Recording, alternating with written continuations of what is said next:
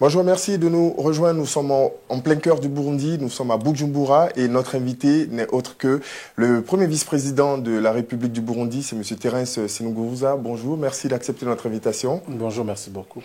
Alors, quand on arrive ici, on est tout de suite frappé par le type de gouvernement, un président qui est détenteur de l'exécutif et plusieurs vice-présidents. On est amené à se dire que finalement, Arusha a permis un partage du pouvoir comme un gâteau finalement. Oui, je crois que c'est une bonne chose pour qui connaît les problèmes que le Burundi a parcourus et l'instabilité politique que nous avons eue depuis les années 1993. Je dois saluer l'accord d'Arusha qui a permis de jeter une vision d'une gouvernance politique du Burundi et un partage du pouvoir parce que généralement les gens se cachaient derrière leur appartenance ethnique pour dire qu'ils sont exclus. Là, la configuration politique permet à toutes les composantes du Burundi, les Bahutus, les Batutsi et les Batwa, d'être présents dans les institutions. Au niveau du gouvernement, comme vous le savez, il y a un président de la République et un premier vice-président qui ne sont pas du même parti politique. Tout à fait. Et c'est également, cela permet alors de rassurer les uns les autres. Et cela a également permis au peuple burundais de dépasser les clivages ethniques aujourd'hui. Je dois vous dire que ces problèmes ne se pose plus avec beaucoup d'acuité. On va y revenir. Quel est votre rôle précis dans ce gouvernement? Le premier vice-président de la République, conformément à la constitution du Burundi, est chargé de la coordination du secteur politique, administratif et diplomatique. C'est ainsi que les ministères des Relations extérieures, les ministères de la Défense, le ministère de la Sécurité publique, des droits de l'homme, de la justice, la fonction publique, de la solidarité nationale et d'autres, à caractère politique et diplomatique, relève de ma tutelle, de ma coordination. Le deuxième vice-président s'occupe du secteur économique et social. Mais le tout est coiffé par le président de la République. Qu'est-ce que vous avez fait depuis votre entrée au gouvernement? Je pense que vous avez été désigné depuis août. Hein. Le 28 août. 28 août. Ouais. Qu'est-ce que vous avez fait depuis tout ce temps, de façon précise? De façon précise,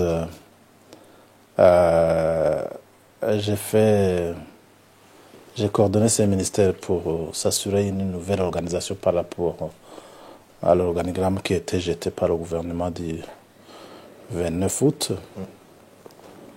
Les structures des gouvernements, les structures des ministères ont changé.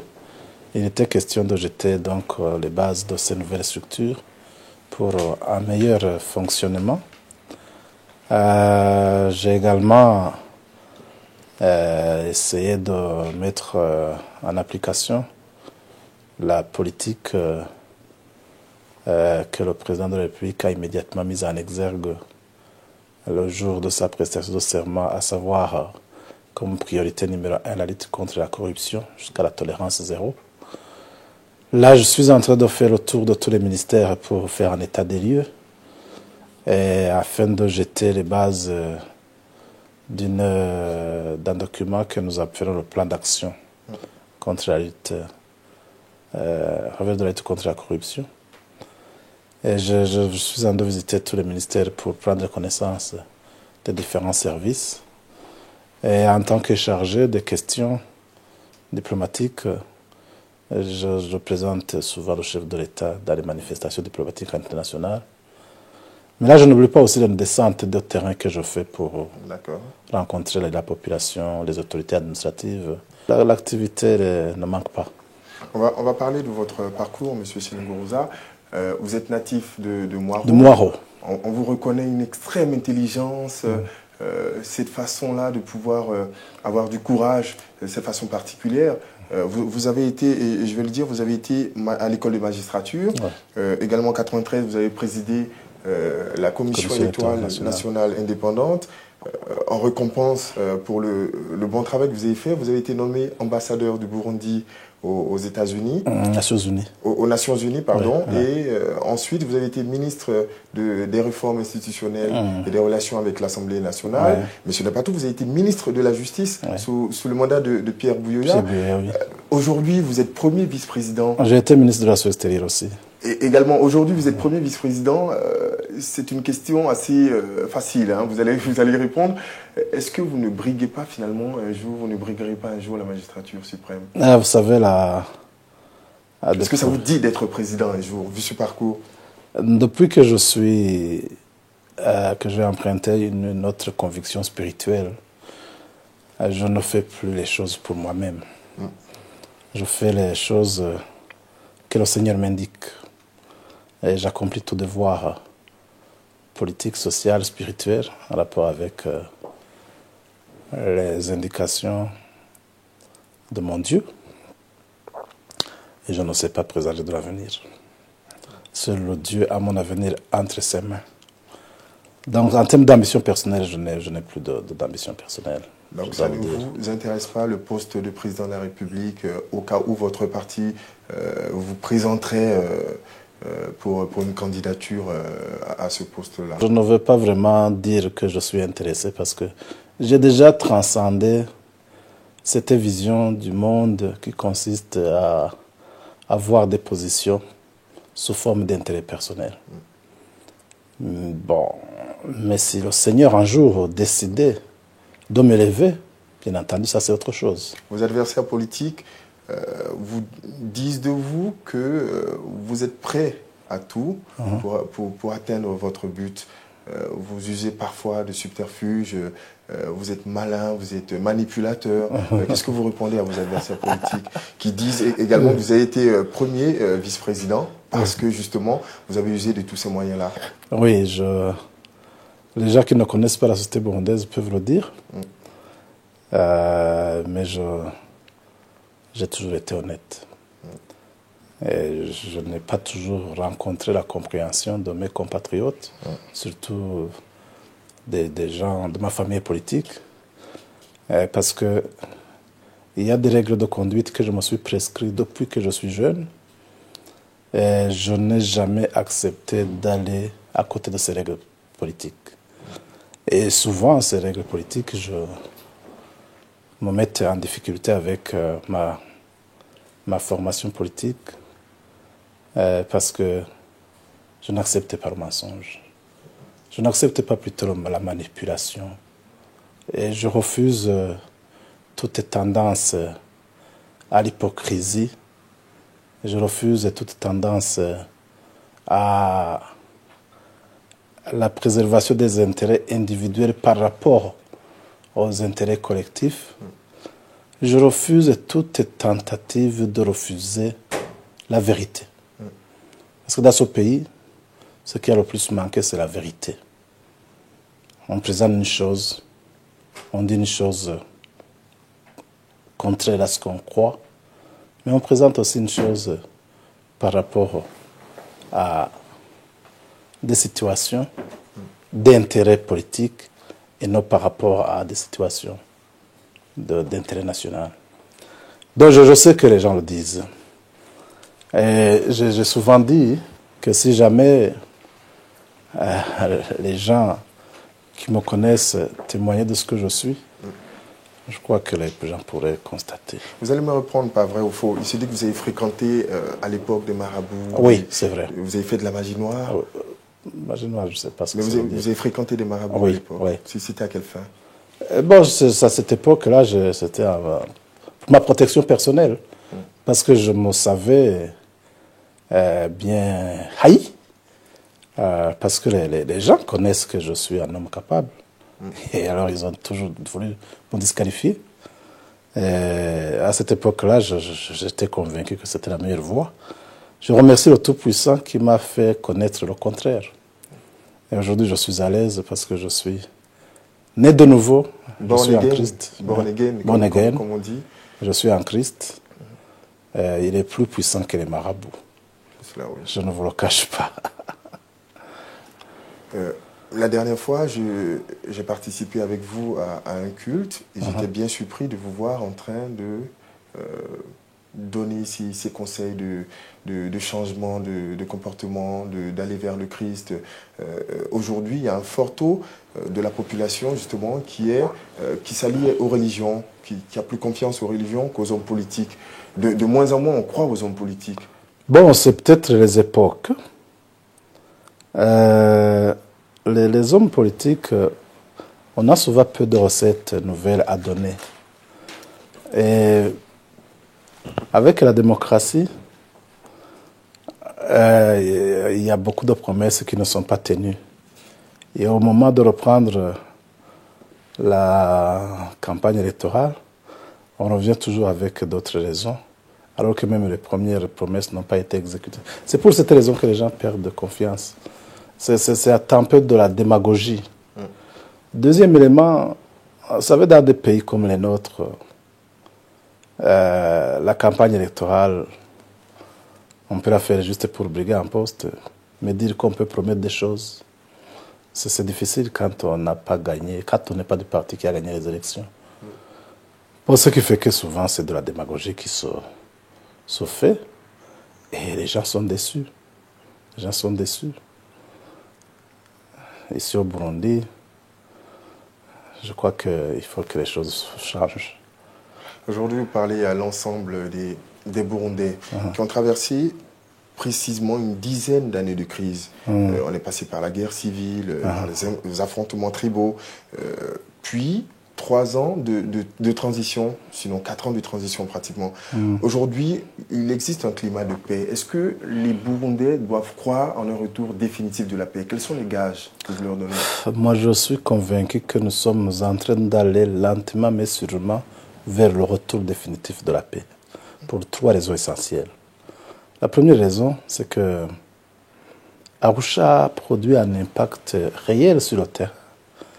Vous savez, nous avons passé de bonnes périodes avec des tensions ethniques graves dans ce pays. Oui, à l'époque, le débat. Oui, c'est ça. Est-ce que la stigmatisation de ce débat, justement, a disparu? Et vraiment, c'est même un débat qui a disparu du langage politique burundais. Ça, c'est clair. Maintenant, les problèmes sont politiques. Chaque pays a ses problèmes, c'est vrai. Mais c'est un miracle quand on n'a rien de temps, on soit parvenu à dépasser ces clivages ethniques. Certainement que c'est par rapport à cette question de partage du pouvoir qui a démystifié l'usage de l'ethnie pour briguer derrière ça un poste. Mais là, je dois dire que c'est extrêmement important. Donc ça, on a passé. 2, le Burundi a vécu sous des périodes qui n'étaient pas démocratiques, les régimes militaires. Et je crois que nous avons définitivement tourné la page des régimes militaires, des histoires de coups d'État, les clientélismes et autres. Ça, c'est le 2e gage. Le 3e gage, c'est en fait la population et la société civile qui est devenue aujourd'hui plus regardante. La population sait aujourd'hui dire non quand on veut l'amener dans des choses futiles. La société civile aujourd'hui s'exprime librement, les médias, les journaux. Et tout ça, les gens comprennent qu'ils ne doivent pas faire de n'importe quoi, qu'ils doivent être extrêmement prudents. Enfin, le 4e, c'est en fait l'engagement des Burundais à changer l'image de ce pays, parce que souvent on est frustré quand on entend qu'on est devenu parmi les premiers en matière de corruption, alors qu'on aurait aimé être parmi les premiers en matière de richesse. Et de bonne gouvernance. Et de bonne gouvernance. Donc c'est ça qui me fait penser que, définitivement. Bien entendu, dans un pays, au Burundi comme ailleurs, les petits problèmes ne manqueront jamais. La gestion de la société, c'est ça. Et il y a même des conflits d'intérêts qui peuvent soulever quelques difficultés. L'homme est toujours l'homme. Et lorsque son intérêt n'est pas satisfait, il s'essaie toujours de dire que c'est l'intérêt du groupe pour se renforcer. Dans ce pays, le grand combat qu'il faut faire maintenant, c'est le combat économique pour l'épanouissement économique de la population. Nous avons un peuple pauvre, nous avons même un petit gâteau national qui ne peut pas être partagé entre tout le monde. Et souvent, on se bouscule pour être parmi les bénéficiaires. Ce n'est pas facile. Aujourd'hui, les partis politiques, tous, ceux qui ont gagné les élections, ceux qui ont participé aux élections, ceux qui n'ont pas participé, tous veulent être dans les structures politiques, dans les structures administratives, dans les structures diplomatiques. Et c'est d'ailleurs pour cette raison que la gestion du pouvoir essaie de tenir compte de cet élément en désignant des responsables, y compris parmi les partis ou les partis qui ne sont pas dans le tandem gouvernemental. Aujourd'hui, vous pouvez trouver des ambassadeurs qui ne sont pas du parti CNDD, FTD ou de l'UPRONA, pour des raisons Alors, cette répartition, elle s'est faite par rapport aux partis politiques ou elle s'est faite par rapport aux tribus? Parce que je sais que le président de la République, son Excellence Nkurunziza, il est Hutu. Vous, le premier vice-président, vous êtes Tutsi. Est-ce qu'on ne les joue pas en toile de fond sur les répartitions ethniques finalement? Non, c'est-à-dire l'accord d'Arusha n'a pas hésité. Il a partagé le pouvoir de façon ethnique parce qu'elle consacre 60%, 40% au niveau du gouvernement, 60% Hutu, 40% Tutsi, 50% au Sénat, 60% Hutu, 40% à l'Assemblée nationale, 50% à l'armée, 50% à la police, et ça c'est respecté comme tel. Maintenant, les gens ne se rendent donc plus compte que c'est comme ça que la structure est, mais dans la configuration constitutionnelle, ça doit être comme ça. S'il y a un chiffre qui manque, c'est la violation de la Constitution. On les respecte vraiment à la lettre. On a même ajouté 30% de femmes. Aujourd'hui, dans le gouvernement, il doit y avoir 30% de femmes. À l'Assemblée nationale, il doit y avoir 30% au moins de femmes. Au Sénat, 30% de femmes. L'Assemblée nationale avec 30% de femmes, comment vous expliquez cela, vu que c'est le peuple qui élit les députés? Bon, nous avons une structure électorale, une loi électorale qui permet ça. C'est-à-dire, nous faisons la liste bloquée. Le parti présente une liste, ce n'est pas un candidat qui se présente lui-même. Le parti présente une liste, et sur 3 noms, il doit y avoir une femme, et les 2 ne doivent pas être de la même ethnie. Wow. Alors, à la fin, vous pouvez avoir des résultats qui ne sont pas nécessairement ceux-là, mais on peut avoir des résultats plus proches. Alors, il y a une technique de cooptation des éléments qui manquent sur base des suffrages qu'on a obtenus pour choisir sur telle liste ou sur telle autre, en Hutu, en Tutsi, en toi. Est-ce que ce système peut tenir longtemps? Ce système disparaîtra de lui-même. En fait, c'est ça. C'est l'intérêt de ce système. Il disparaîtra de lui-même. Parce qu'il tient maintenant parce qu'il y a encore cette conviction d'un partage ethnique. Mais aujourd'hui, les gens ont constaté que ce partage ethnique, finalement, n'était pas le problème. Parce qu'aujourd'hui, les gens vont jusqu'à dire non, non, non, non, non, non, non, non. Finalement, ce sont les Tutsis du parti Hutu qui sont venus prendre les postes. Vous voyez la difficulté. On revient sur la problématique de l'appartenance au parti politique. Voilà, voilà. Et on ramène la question sur le plan politique. Et aujourd'hui, je me rends compte que lorsque les gens se rencontrent à l'Assemblée nationale, au Sénat, ils discutent, non pas vraiment sur des bases ethniques, mais chacun se range politiquement. D'accord, nous allons parler du flux important des réfugiés de la République démocratique du Congo et du Rwanda sur votre sol. Parlons justement de cette gestion-là. Combien sont-ils à ce jour environ? Bon, il n'y a pas beaucoup de réfugiés rwandais sur notre sol maintenant. Il y a plus de réfugiés congolais, surtout dans l'est du Congo. Parce que l'est du Congo dépend beaucoup de Bujumbura que du Congo. Alors, avec la guerre à l'est du Congo, il y a eu 2 guerres. La première a amené beaucoup de Congolais Banyamulenge. Parce qu'il y avait même, nous étions aussi pendant la guerre, certains ont été assassinés. Mais après, les guerres ont continué avant la stabilisation du Congo et nous en sommes arrivés à accueillir beaucoup de réfugiés congolais. Nous avons réparti ces réfugiés loin de la frontière. Certains sont au sud, à l'est, d'autres au nord. Mais aujourd'hui, ils sont en train de retourner chez eux. Il y en a un bon nombre. Combien sont-ils environ? Je crois qu'aujourd'hui, ils doivent être à plus de 3000. Est-ce que vous savez que c'est une mauvaise gestion de ce flux de réfugiés sur votre sol peut être une entorse au processus de paix qui se met en place? Nous savons. Quand on sait que la plupart justement de ces réfugiés sur votre sol sont quasiment, je veux dire, dans la plus grande partie, sont des soldats. Est-ce que ce ne serait pas une sorte de rébellion qui viendrait de l'étranger pour contre le pays d'accueil? Non, on contrôle ces mouvements et on n'a aucun risque. Parce que ces gens-là sont venus et appartiennent à différentes ethnies congolaises. Il y a même des ethnies qui sont plus ou moins semblables à celles du Burundi. Les Banyamulenge, par exemple, ils sont venus parce qu'ils croient qu'ils peuvent se réfugier chez les Tutsis de Burundi. Tout à fait, ouais. Mais la gestion de ces groupes-là a permis aux uns aux autres de comprendre que les problèmes burundais doivent rester burundais. C'est ainsi que même pendant la période électorale, les gens craignaient pour leur sécurité. Ils sont allés se plaindre au HCR. Mais aujourd'hui, ils ont constaté que nous avons plutôt géré nos propres problèmes qu'on ne sait pas vraiment concentrer sur les réfugiés. Maintenant, je sais qu'avec le HCR, il est en train d'être organisé un retour vers leur pays.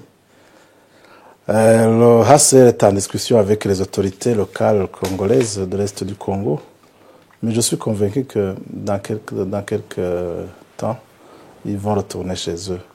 Nous saluons aussi le fait que chez nous, les réfugiés sont presque revenus. Il y a encore une partie qui reste en Tanzanie, mais ils ne sont pas nombreux. Et je suis convaincu que prochainement, il va y avoir le retour définitif de tous les réfugiés burundais. Bon, bien entendu, j'ai dit, dans une société, il y a toujours des problèmes. On peut certainement avoir des difficultés de gestion de la terre. Alors, quelle est la nature de vos rapports avec l'ancien Premier vice-président Martin Ndouimana, qui vous aurait soutenu bec et ongle, justement, avec lui, l'ancien président Pierre Buyoya, afin de vous imposer auprès du président Nkurunziza à l'Assemblée nationale, mais également au niveau de votre parti où il y avait des contestations des upronistes. Est-ce que vous n'êtes pas une espèce comment je vais appeler ça, une espèce d'objet d'arrangement entre Buyoya et Nkurunziza? Bon, vous savez, le Burundi, de vous à moi, et à cœur ouvert, dites-moi. Le Burundi est un pays de rumeurs. Je vais vous être sincère. Le président Buyoya a appris ma nomination de l'étranger. D'accord. De l'étranger. Peu de temps après, je l'ai rencontré, c'est vrai. Je vais d'ailleurs pour la petite anecdote. Il n'avait pas écho de quoi que ce soit. Non, il n'avait pas écho de quoi que ce soit. Et pour la petite histoire, je vais vous raconter une histoire. Allez-y. J'étais furieux contre lui parce que nous avions de très bonnes relations. J'ai été un ministre, j'ai été ministre du président Buyoya pendant au moins 8 ans. Mais pour la petite histoire, il avait laissé une procuration à un sénateur Iprona. Et la procuration du président Buyoya, avec ce sénateur, a voté contre moi. Alors je l'ai dit au président, il était un peu étonné. Parce que je sais qu'il n'allait pas voter contre moi. Mais sinon, en toute franchise, je n'ai jamais eu contact sur ce sujet avec le président Buyoya. Et vous savez, on donne... Donc il n'y a pas eu de contestation au niveau de votre parti? Non, je parle du président Buyoya d'abord, parce que visiblement c'était ça. Maintenant, avec le docteur Martin Ndouimana. Le docteur Martin Ndouimana, c'est l'ancien premier vice-président avant celui qui était là. C'est une bonne relation. Bon, depuis qu'il a quitté la vice-présidence.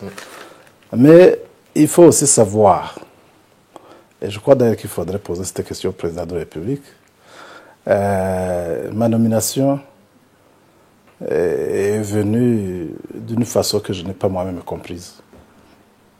Vous n'aviez Si, pas, si eu de, vous vous n'avez avez, pas eu de révélation? je vais vous dire une chose. Vous pouvez faire les enquêtes, vous êtes ici. Je n'ai demandé aucun soutien à un quelconque homme politique pour ma nomination. J'ai posé ma candidature. Point trait. Sans l'accord de votre parti? Non, non, non, on ne peut pas poser la candidature sans l'accord du parti.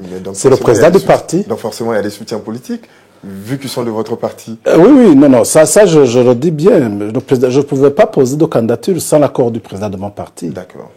Mais la construction qu'il y avait là, j'étais presque en plan B.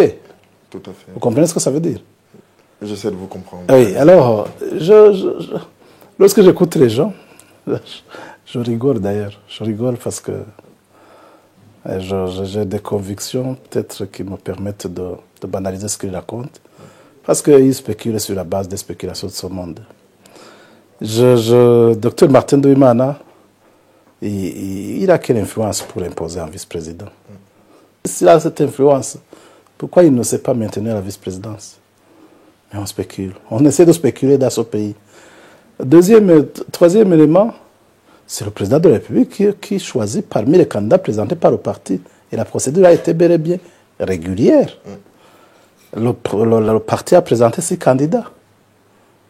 Et parmi les 6 candidats, j'étais du nombre. Et je remplissais parfaitement toutes les conditions. Quelles étaient ces conditions? Les conditions, il fallait être un élu du peuple. L'élu du peuple, pourquoi les gens ont dit, en 2007, on a demandé à la Cour constitutionnelle burundaise ce que c'est un élu du peuple. Et les gens ont dit l'élu du peuple, c'est celui qui a un mandat électif, quel que soit le niveau. Le niveau national, le niveau provincial, le niveau communal. C'était ça. Alors, mon parti a analysé ça, il a dit les conditions sont réunies. Maintenant, moi j'ai été choisi et après il s'est suivi des spéculations. Quels sont vos rapports aujourd'hui avec l'ex-président Buyoya? De mon rapport. On vous qualifie d'être, entre griffes, son poulain. Ceux qui le disent connaissent ma personne. Ils savent que ce n'est pas vrai, mais ils le disent quand même. Je ne suis pas un homme qui peut être manipulé. J'ai des fermes convictions sur lesquelles je marche. C'est d'ailleurs ce qui fait ma longévité politique. J'ai des fermes convictions. Quand tu veux que je passe à côté, je ne fais pas. Alors, j'ai de bons rapports avec le président Buyoya. Et il connaît aussi les rapports que j'ai. Mais dans le moment le plus difficile, je lui ai dit la vérité. La vérité. Lorsqu'il était question de passer le pouvoir à quelqu'un d'autre, parce que la Constitution disait ainsi, l'accord d'Arusha disait ainsi, au sein de mon parti, il y en a qui ont résisté, en disant il n'est pas encore temps. Vous pouvez poser la question au président Buyoya. Moi, j'ai dit, ne nous trompons pas, nous avons pris un engagement, nous ne courons pas le risque de refuser.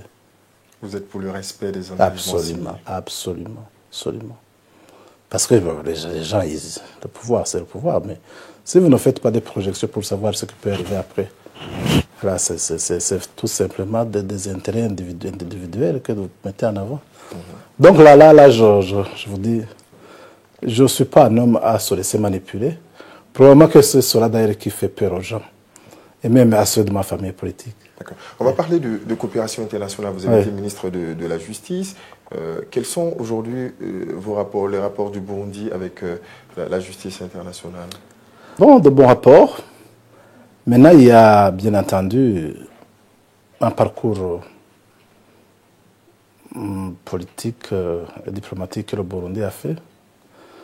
Nous avons, par exemple, à partir de l'accord d'Arusha, ces difficultés que nous avons mis en exergue, l'impunité dans ce pays.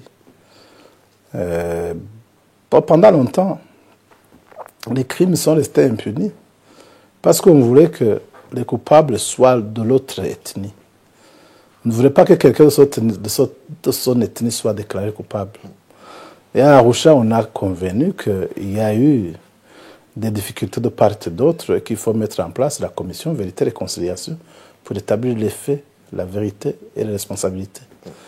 Bon alors, par rapport à ça, il y a les Nations Unies qui sont avec nous, qui sont dans le travail sur ce dossier. Je suis convaincu que cela fera du bonheur pour ce peuple burundais. et surtout pour nos générations à venir.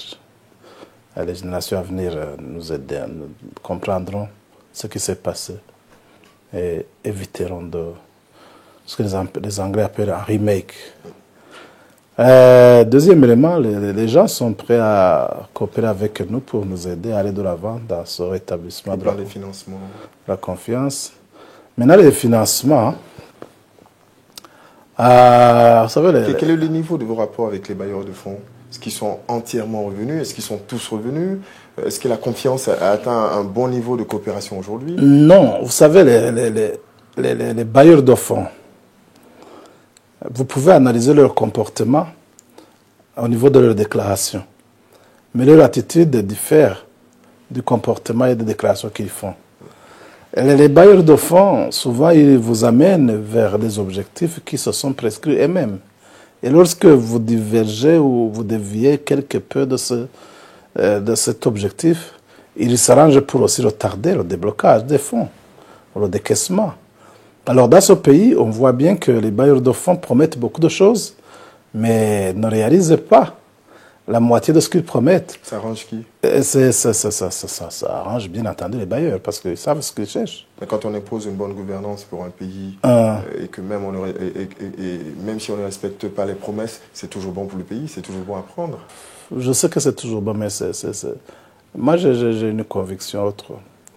Il y a des choses, il y a des financements qui peuvent accélérer la mise en place de la bonne gouvernance. Lesquels financements?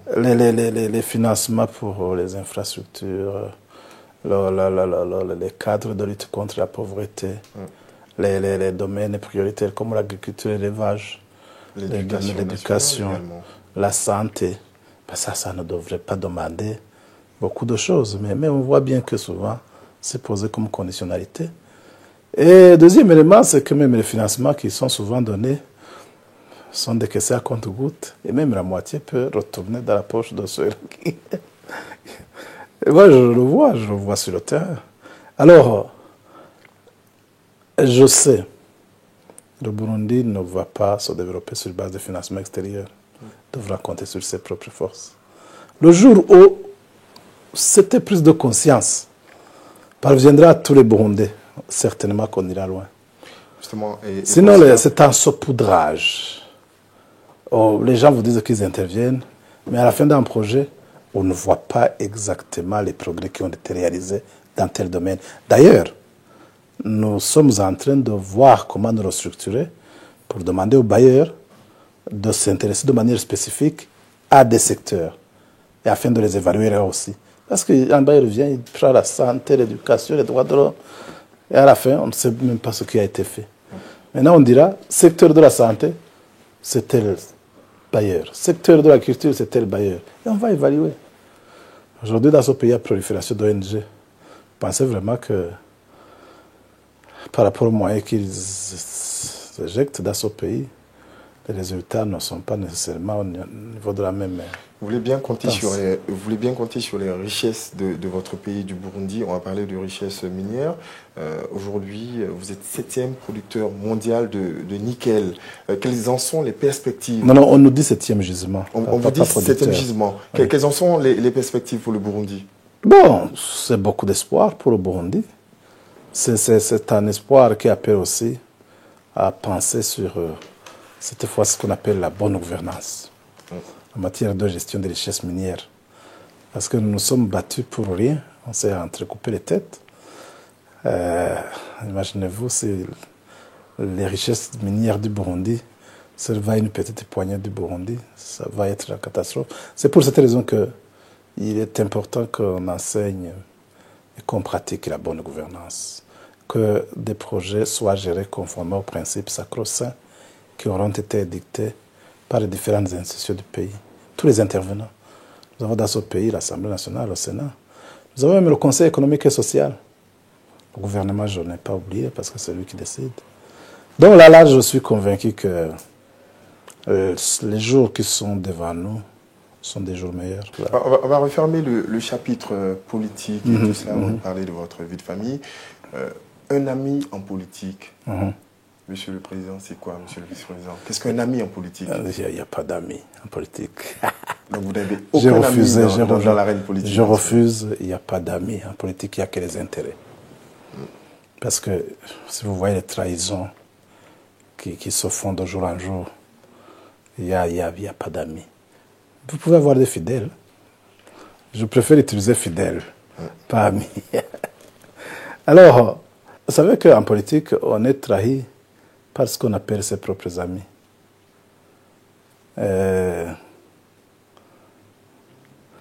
Depuis que je suis en politique, je n'ai fait que du bien.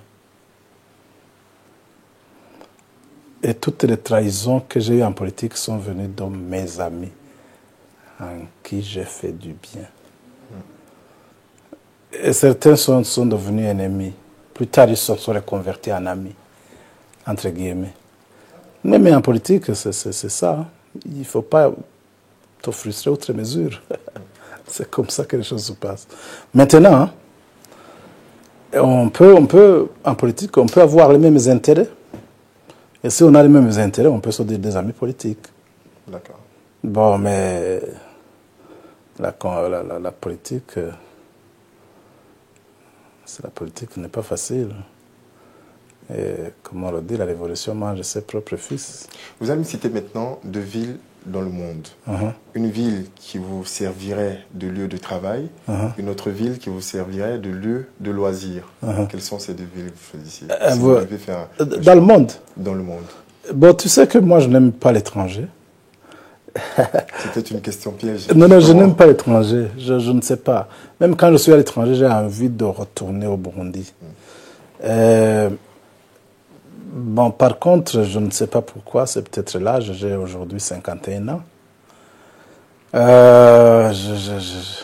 J'ai envie de retourner aux sources. Ça veut dire chez moi, au village. Je suis en train d'aménager ma résidence de campagne pour que ça me soit un lieu de tranquillité et de repos chaque fois que je n'ai pas d'activité politique urgente ici à Bujumbura. Mais sinon, je suis vraiment casanier, je m'en suis rendu compte. Je ne me sens jamais à l'aise quand je suis à l'étranger. Donc vous choisissez Bujumbura et Bujumbura et Moaro. Bujumbura et Moaro, oui, chez moi. Parlez-moi d'une journée 24 heures avec vous, comment ça se passe? Bon, écoutez, moi, je me lève à 5h moins le quart, à 6h moins le quart, 6h moins le quart. Je prends ma douche. Bon, depuis que je suis vice-président, j'ai changé un peu d'horaire, bien entendu.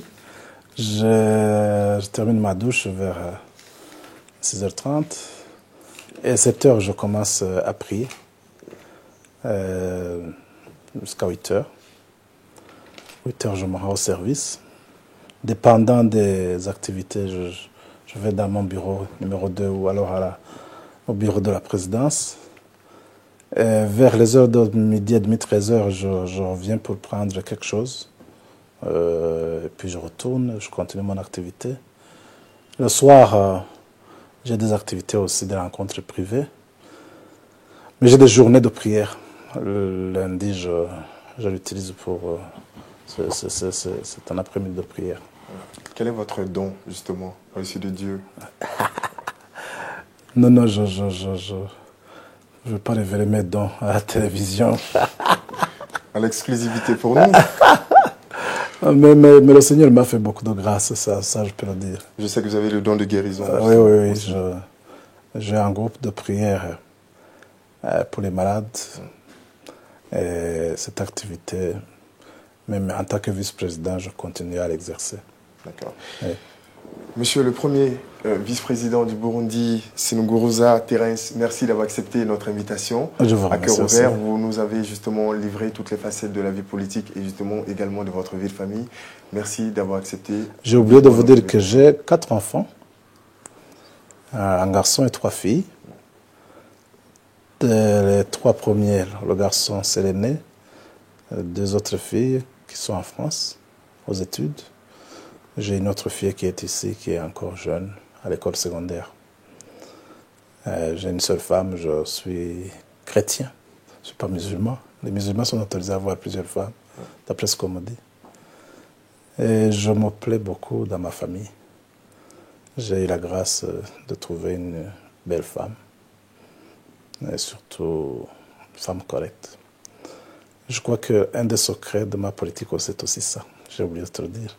Votre femme à votre côté, elle joue un rôle politique également. Discrètement, mais elle est toujours à mes côtés.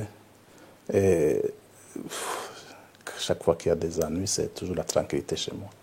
Ça, vraiment, c'est une grâce de Dieu. C'est cela. Thérèse Senghouza, merci d'avoir accepté notre invitation. Merci beaucoup. À Bujumbura. Merci de nous avoir ouvert humblement la porte de votre cœur. Merci beaucoup. Merci. Merci, chers amis téléspectateurs. Nous allons nous retrouver sur cette même antenne et vous le savez, toujours à cœur ouvert.